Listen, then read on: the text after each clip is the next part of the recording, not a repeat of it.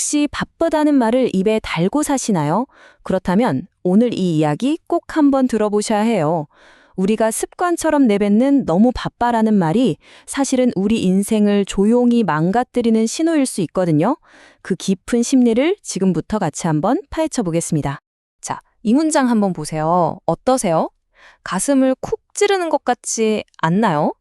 만약에 스케줄이 조금이라도 비면 불안하고 초조해진다면 이 말이 바로 여러분의 마음을 정확히 꿰뚫어보고 있는 걸지도 모릅니다. 이게 생산적인 게 아니라 사실은 내 진짜 감정으로부터 도망치는 걸 수도 있다는 거죠. 자, 그럼 이 바쁨이라는 거 대체 정체가 뭘까요? 첫 번째 단서는 바로 바쁨이라는 가면 속에 숨어 있습니다. 우리는 왜 이렇게 바쁜 척을 해야만 할까요? 딱 이 모습이죠. 마치 쳇바퀴 위에서 끝없이 달리는 사람처럼요.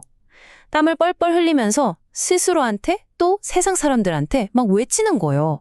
나는 이렇게 바쁘니까 중요한 사람이야 라고요. 어느새 우리 사회에서 바쁘다는 건 능력 있고 중요한 사람이라는 증표, 무슨 명예 훈장처럼 되어버렸어요. 하지만 이 반짝이는 훈장 뒤에는 어떤 그림자가 숨어 있을까요? 이제 그 핵심으로 한번 들어가 볼게요.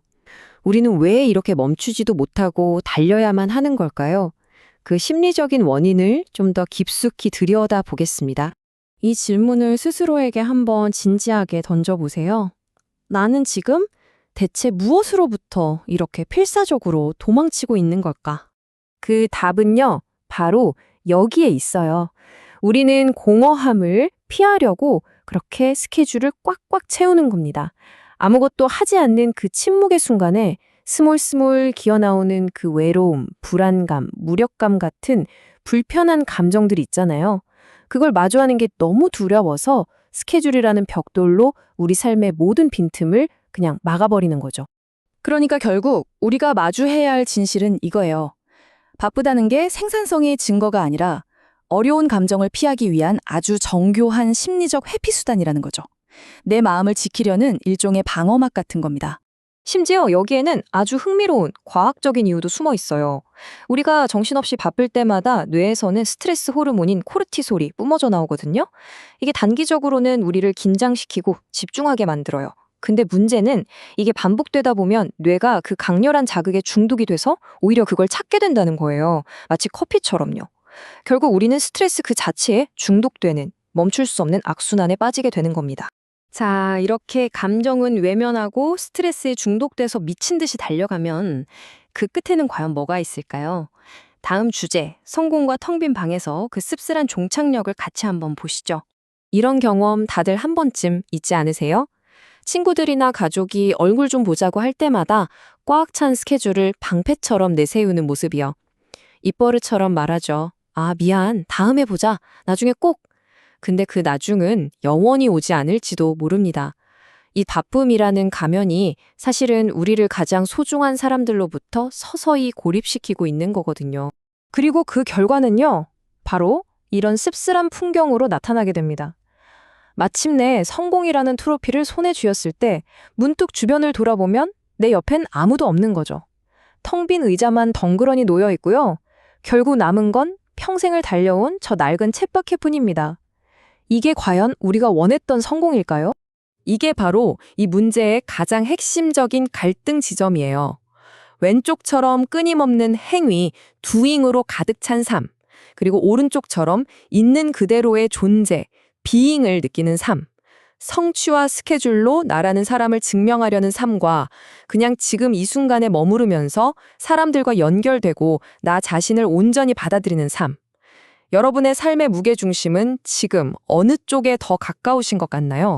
그럼 이 끔찍한 쳇바퀴에서 내려올 방법은 없을까요? 아니요, 방법이 왜 없겠어요? 당연히 있죠. 다만 우리에게 필요한 건 아무것도 하지 않을 용기입니다. 이건 게으름 피우자는 게 아니에요. 진짜 나 자신과 마주하기 위한 아주 용감한 선택이죠.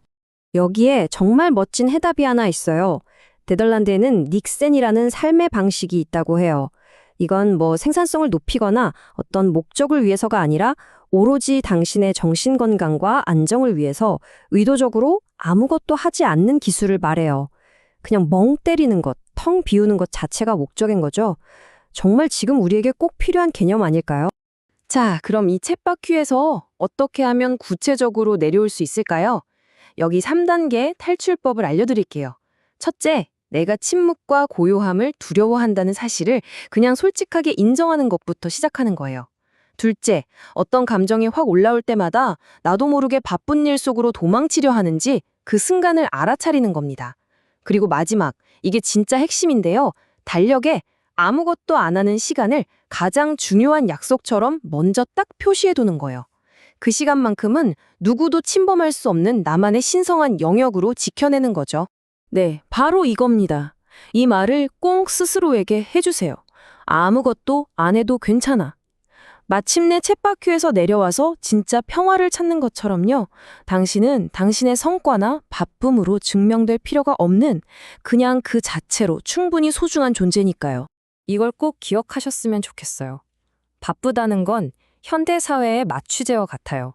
잠시 고통을 잊게 해줄 수는 있지만 마취가 풀리고 나면 우리가 외면했던 그 고통은 훨씬 더 큰 파도가 돼서 우리를 덮쳐올 겁니다. 자, 오늘 이 이야기를 끝까지 들으신 여러분께 마지막 질문 하나 드릴게요. 오늘 당장 당신 자신을 위한 아주 작은 틈, 숨쉴 공간을 만들기 위해 그 빽빽한 스케줄에서 무엇 하나를 비워내시겠습니까? 그 작은 틈이 어쩌면 여러분의 인생 전체를 바꿀 시작점이 될지도 모릅니다. 한번 진지하게 생각해 보시길 바랍니다.